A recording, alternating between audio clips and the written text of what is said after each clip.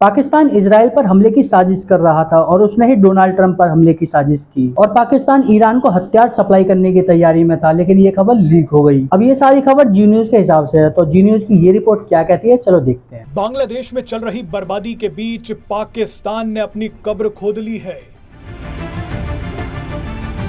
भारत के लोगों को आज 2 मिनट निकालकर आराम से पाकिस्तान की कुटाई देखनी चाहिए।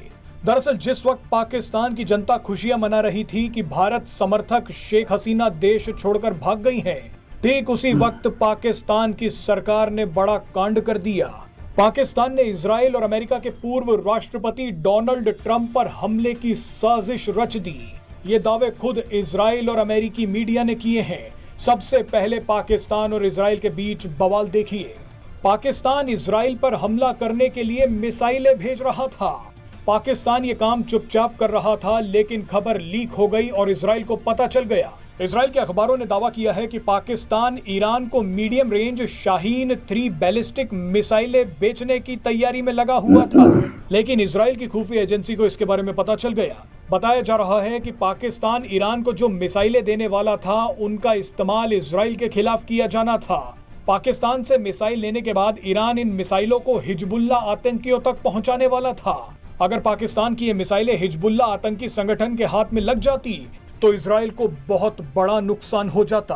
अब आप ही देख लीजिए कि जो इजराइल ईरान में घुसकर बड़ा ऑपरेशन कर सकता है, उसी इजराइल को मराने की सुपारी पाकिस्तान ने ले ली थी। अब कहीं ऐसा ना हो जाए कि इजराइल पाकिस्तान में घुसकर पाकिस्तानी आर्मी चीफ को ही ना उड़ा कर ले जाए। बहरहाल पाकिस्तान ने इजराइल पर तो हमला किया ही, लेकिन डोनाल्ड ट्रंप की हत्या करवाने की साजिश में भी पाकिस्तान रंगे हाथों पकड़ा गया है। अमेरिका में जस्टिस डिपार्टमेंट ने ईरान से जुड़े एक पाकिस्तानी शख्स को गिरफ्तार किया है। ये पाकिस्तानी शख्स अमेरिकी नेताओं की हत्या की साजिश रचने का आरोपी है। इस बड़ी घटना को डोनाल्ड ट्रंप पर हुए हमले के साथ भी जोड़कर देखा जा रहा है। सूत्रों के मुताबिक बताया जा रहा है कि 46 साल का पाकिस्तानी आसिफ मर्चेंट ईरान के लिए इजराइल से बदला लेना चाहता था। आसिफ मर्चेंट ने 2020 में ईरान के रेवोल्यूशनरी गार्ड्स के शीर्ष कमांडर कासिम सुलेमानी की हत्या का बदला लेने के लिए अमेरिकी नेताओं की हत्या की साजिश रची थी। आसिफ मर्चेंट के बारे में दावा किया जा रहा है कि वो अमेरिका जाने से पहले कई दिनों तक ईरान में रहा था। मर्चेंट इसी साल अपने प्लान को अंजाम देने के लिए अमेरिका पहुंचा। इस पाकिस्तानी ने न्यूयॉर्क में एक हत्यारे को हायर करने की भी कोशिश की। मजे की बात देखिए कि ये पूरा खुलासा अमेरिका की मीडिया ने किया है, जिसे देखकर अब खुद अमेरिकी सरकार भी हिल गई है। अमेरिका की सरकार इस खबर को दबाने की कोशिश में लगी हुई थी, क्योंकि यह मामला विरोधी पार्टी के डोनाल्ड ट्रंप से जुड़ा था।